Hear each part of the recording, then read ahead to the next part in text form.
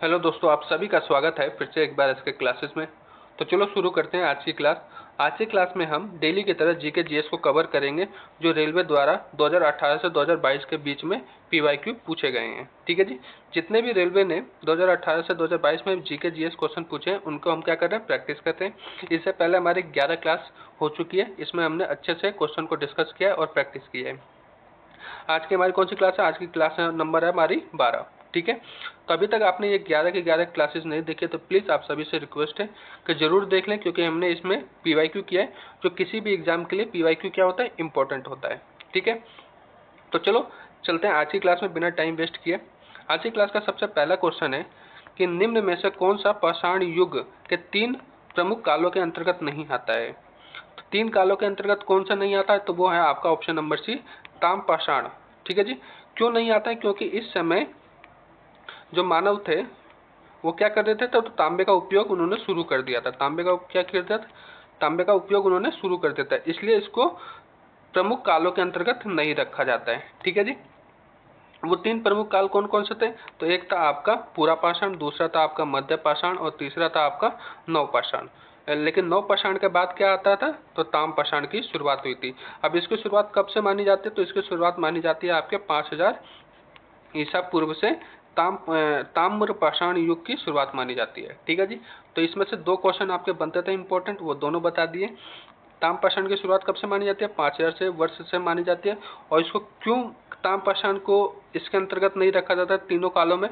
क्योंकि इस समय से क्या हो गया था, तो तांबे का उपयोग शुरू हो गया था, इसलिए इसे तीनों कालों के अंतर्गत नहीं रखा जाता है। ठीक है। अब चलते हैं नेक्स्ट क्वेश्चन पे। नेक्स्ट क्वेश्चन है कि भीमबेटका की गुफाओं की खोज कब हुई थी। तो भीमबेटका की गुफाओं की खोज हुई थी 1957 में। इसका सही उत्तर क्या है? आपका ऑप्शन नंबर बी, 1957 में भीमबेटका की गुफाओं की हुई थी खोज। एक क्वेश्चन और बताए इसमें से कि भीमबेटका स्थित कहाँ है। तो भीमबेटका स्थित है आपके मध्य प्रदेश के रायसेन जिले में। ठीक है जी। मध्य प्रदेश रायसेन जिले में। ठीक है जी। रायसेन जिले में स्थित है। भीमबेटका कहाँ स्थित है? तो भीमबेटका मध्य प्रदेश के रायसेन जिले में स्थित है। इसकी खोज कब हुई थी? तो 1957 से 1958 के बीच में। अब चलते हैं अगले क्वेश्चन पे। अगला क्वेश्चन है कि भीमबेटका के शिलालेख निम्नलिखित में से किसके लिए प्रसिद्ध है। तो भीमबेटका के जो शिलालेख थे किसके लिए प्रसिद्ध थे? तो वो मानव जीवन के प्राचीनतम साक्ष्य के लिए प्रसिद्ध थे। ठीक है जी। वहाँ पे मानव जीवन के क्या मिलते हैं? साक्ष्य मिलते हैं, चिन्ह मिलते हैं, वहाँ पे निशान मिलते हैं कि वहाँ पे क्या रहते थे, मानव कभी कभी मतलब पुराने समय में वहाँ पे रहे होंगे। वहाँ पे चित्र मिलता है। ठीक है जी।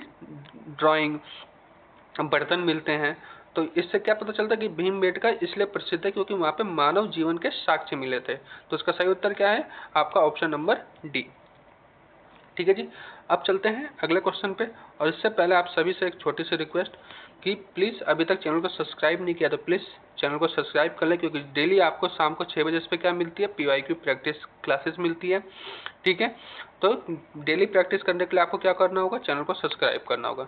तो प्लीज़ चैनल को जरूर सब्सक्राइब कर लें। ठीक है। और वीडियो अच्छे लगे तो प्लीज़ वीडियो को लाइक भी कर दें। अब चलते हैं आज के नेक्स्ट क्वेश्चन। क्वेश्चन नंबर कौन सा है? 4। सिंधु घाटी सभ्यता के समय में शिल्प निर्माण के लिए सिप कहाँ से प्राप्त किया जाता था। तो सिप कहाँ से प्राप्त किया जाता था? तो ये प्राप्त किया जाता था नागेश्वर से। ठीक है जी। अब नागेश्वर कहाँ स्थित है? आप सभी के मन में एक क्वेश्चन आएगा। तो नागेश्वर स्थित है गुजरात में। ठीक है जी। इसलिए यहाँ से क्या प्राप्त किया जाता था? तो सिप प्राप्त किया जाता है। गुजरात में ही एक सिंधु घाटी सभ्यता का एक और स्थल पड़ता है, कौन सा? तो धोलावीरा। ठीक है जी। धोलावीरा कहाँ स्थित है? तो ये भी कहाँ है? तो गुजरात में स्थित है। ठीक है जी। तो यहाँ से आपके 2 क्वेश्चन बनते हैं, वो दोनों बता दिए कि सिप कहाँ से प्राप्त किया जाता था सिंधु घाटी सभ्यता में, किसके निर्माण के लिए? तो शिल्प निर्माण के लिए। तो ये नागेश्वर से प्राप्त किया जाता था। नागेश्वर कहाँ पड़ता है? गुजरात में। गुजरात में एक स्थान और पड़ता है, धोलावीरा। अब चलते हैं नेक्स्ट क्वेश्चन पे। नेक्स्ट क्वेश्चन है कि सिंधु घाटी सभ्यता का निम्न में से कौन सा स्थल पंजाब भारत में स्थित है। तो पंजाब भारत में कौन सा शहर स्थित है? तो वो है आपका रोपण। ठीक है जी। पंजाब में कौन सा पड़ता है? रोपण पड़ता है। ठीक है। रोपण की एक और बात है कि रोपण किस नदी तट पर स्थित है? तो रोपण नदी मतलब रोपण जो स्थित है वो सतलज नदी पर स्थित है, सतलज नदी के तट पर स्थित है। ठीक है जी। और यहाँ पे क्या साक्ष्य मिलते हैं रोपण से?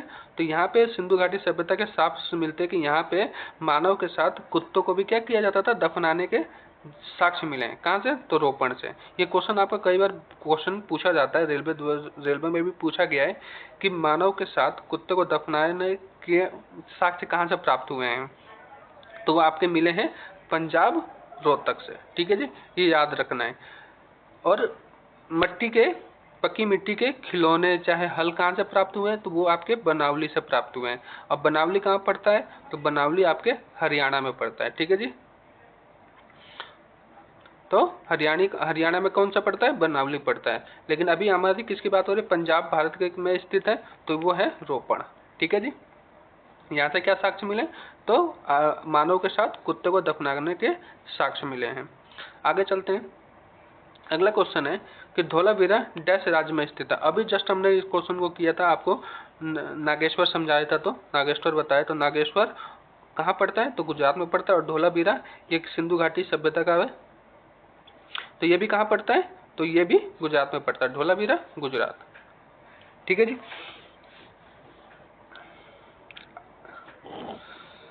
चलिए नेक्स्ट क्वेश्चन देखते हैं। वैसे इसमें से एक और क्वेश्चन बनता है आपके कि धोलावीरा की खोज किसने की थी? मैं आपको बता ही देता हूँ, जब एक क्वेश्चन आ ही गया। तो धोलावीरा की खोज की थी जगपति जोशी द्वारा। ठीक है जी। किसने खोज की थी? तो जगपति जोशी। ठीक है जी। अब क्वेश्चन आ गया तो मैं आपको बता दे रहा हूँ, जगपति जोशी द्वारा। और कब की गई थी? तो इसकी खोज की गई थी 1968 में। ये दोनों पॉइंट आप लिख लीजिएगा, ये कोई एग्जाम में पूछा जाता है अधिकतर कि धोलावीरा की खोज कब की गई थी? तो 1968 में की गई थी। किसका द्वारा की गई थी? जो जगपति जोशी द्वारा। ठीक है। ये दो पॉइंट इसमें फैक्ट थे जो आपको मैंने बता दिए। यहाँ से और भी चीजें, जैसे यहाँ से भी बहुत सी चीजें पाई गई हैं। इसमें से भी 2-3 इंपॉर्टेंट चीजें मैं आपको बता देता हूँ। जैसे यहाँ से आपको जानवरों की मूर्ति पाई गई थी धोलावीरा से। कांच की मूर्ति? तो जानवरों की मूर्ति पाई गई थी। और सोने तांबे के गहने पाए गए थे, कलश पाए गए थे। जैसे क्या पाए गए थे? कलश। ठीक है। और सोने और तांबे के क्या पाए गए थे? तो गहने पाए गए थे। ठीक है जी। तो ये धोलावीरा से ये तीन तीन मतलब 3 से 4 क्वेश्चन बनते हैं, जो मैंने आपको सभी बता दिए कि जानवरों की मूर्तियां कहाँ से पाई गई थी? तो धोलावीरा से। कलश कहाँ पाए गए? तो धोलावीरा से। गहने सोने और तांबे के गहने कहाँ पाए गए? तो धोलावीरा से। धोलावीरा कहाँ पड़ता है? तो ये गुजरात में। अब चलते हैं नेक्स्ट क्वेश्चन पे। नेक्स्ट क्वेश्चन है कि सिंधु घाटी सभ्यता के किस शहर का शाब्दिक अर्थ मृतकों का टीला होता है?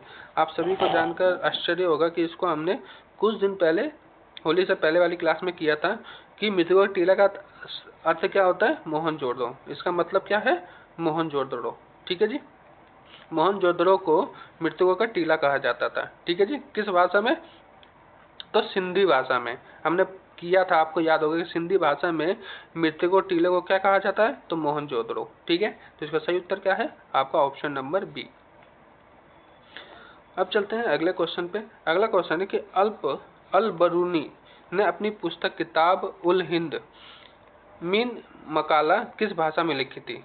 सबसे इंपॉर्टेंट क्वेश्चन ये अधिकतर किसी भी एग्जाम में ऐसे क्वेश्चन तो पूछे जाते हैं, कौन सी किताब किसने लिखी थी। और ये तो खासतौर पे आरआरबी द्वारा पूछा गया क्वेश्चन है कि अल बरूनी द्वारा किताब उल हिंद किसने किस भाषा में लिखी गई? तो ये आपकी लिखी गई थी अरबी में। इसका सही उत्तर क्या है?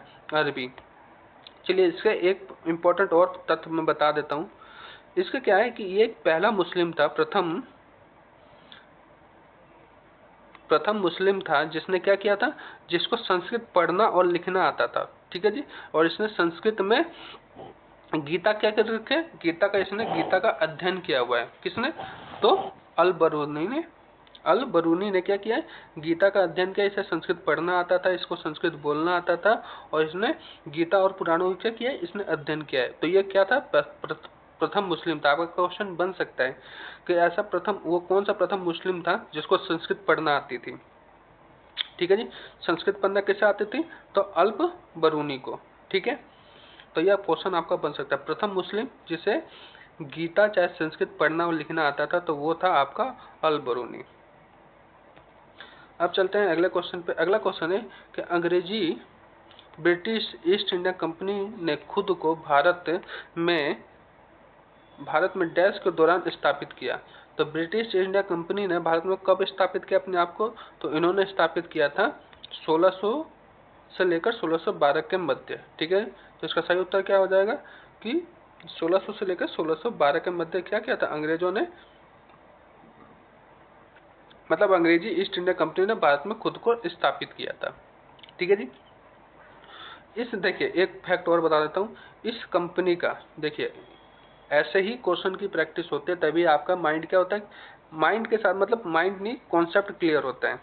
ईस्ट इंडिया कंपनी से कब स्थापित किया था? 1600 में। उसके बाद से इन्होंने क्या किया, हमारे पर मतलब अत्याचार करना शुरू कर दिया इन्होंने उसके बाद से। तो ठीक है, तो ईस्ट इंडिया कंपनी का एक और नाम से जाना जाता था, यह भी नाम इंपॉर्टेंट है, रेलवे द्वारा पूछा गया है, जॉन कंपनी। ठीक है जी, इसको आप सब लिख लेना है क्योंकि ये क्वेश्चन पूछा गया है रेलवे द्वारा कि ईस्ट इंडिया कंपनी को और किस अन्य नाम से जाना जाता था। तो इसको जाना जाता था जॉन कंपनी। ठीक है जी, जॉन कंपनी। ठीक है, अब चलते हैं अगले क्वेश्चन पे।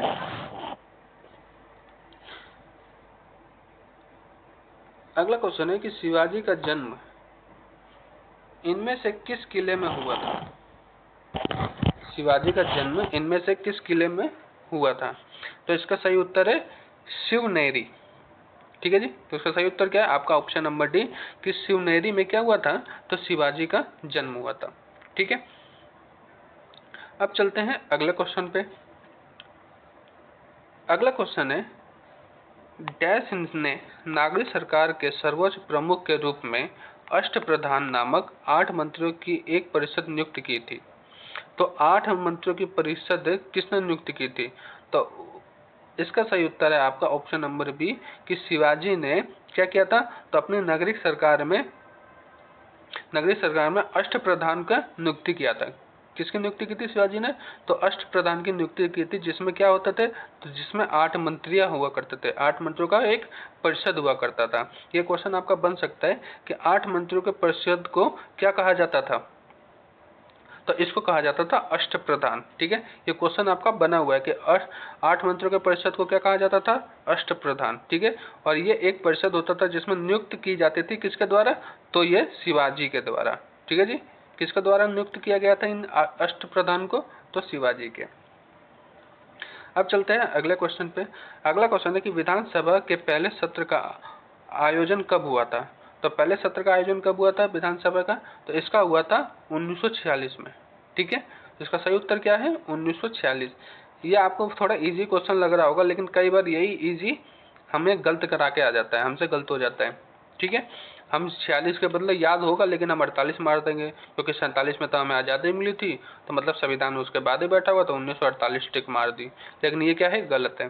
सही क्या है? ऑप्शन नंबर बी, 1946 में पहली संविधान सभा की बैठक हुई थी, मतलब आयोजन किया गया था पहले सत्र का। ठीक है, तो अभी तक आपने प्लीज़ चैनल को सब्सक्राइब नहीं किया तो प्लीज़ चैनल को जरूर से सब्सक्राइब करने की डेली आपको शाम को 6 बजे इस पर क्या मिलेगी? PYQ practice video. तो डेली प्रैक्टिस करने के लिए आपको क्या करना होगा? चैनल को सब्सक्राइब करना होगा। और प्लीज़ आप अगर वीडियो अच्छी लगी तो प्लीज़ एक लाइक जरूर कर दें। अगला क्वेश्चन है कि तेलंगाना भारत का कौन सा राज्य है? तो तेलंगाना भारत का कौन सा राज्य है? तो तेलंगाना भारत का 29वां राज्य है। ठीक है, ऑप्शन नंबर डी इसका सही उत्तर है, 29वां राज्य है। एक फैक्ट इसका और बता देता हूँ, क्वेश्चन जो रेलवे द्वारा पूछा गया है कि तेलंगाना की स्थापना कब हुई थी? तो तेलंगाना की स्थापना हुई थी 2 जून 2019 कह रहा हूँ 2014 को। ठीक है, और ये किससे अलग हुआ था तेलंगाना? तो ये अलग हुआ था आंध्र प्रदेश से। ठीक है, आंध्र प्रदेश से ये अलग हुआ था। ठीक है, ये 2 क्वेश्चन तेलंगाना से बनते हैं जो मैंने आपको बताया कि तेलंगाना कब अलग हुआ था। तो ये 2 जून को हुआ था, जून को 2014। ठीक है, 2 जून 2014 को अलग हुआ था और यह 29वां राज्य बना। अगला क्वेश्चन है कि 21 जनवरी 1972 को डैश का गठन किया गया था। तो 21 जनवरी 1972 को किस राज्य का गठन हुआ? क्वेश्चन ये है। तो ये हुआ था आपके मेघालय का। ठीक है, तो इसका सही उत्तर क्या है? आपका ऑप्शन नंबर सी, मेघालय का 21 जनवरी 1972 में गठन हुआ था। ठीक है जी, तो वो है आपका ऑप्शन नंबर सी, मेघालय। अब चलते हैं अगले क्वेश्चन पे। अगला क्वेश्चन है कि मुंबई डैश के अनुवाद दिशा में स्थित है, इसके कारण यहाँ पर भारी बारिश होती है। तो मुंबई कहाँ पे स्थित है?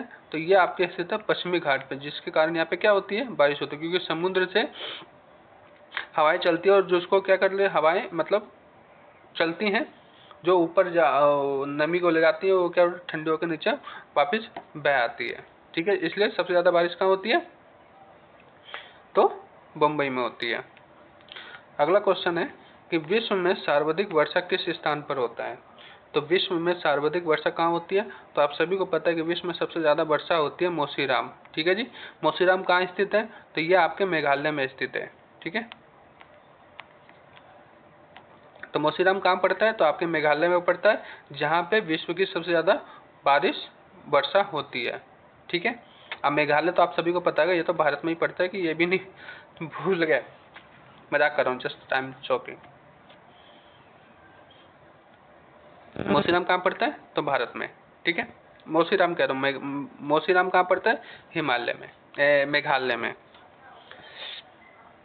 अगला क्वेश्चन है कि निम्न में से कौन सा कारक भारत के जलवायु का निर्धारण नहीं करता है? इंपॉर्टेंट क्वेश्चन है, भारत की जलवायु का निर्धारण कौन सा कारक नहीं करता है?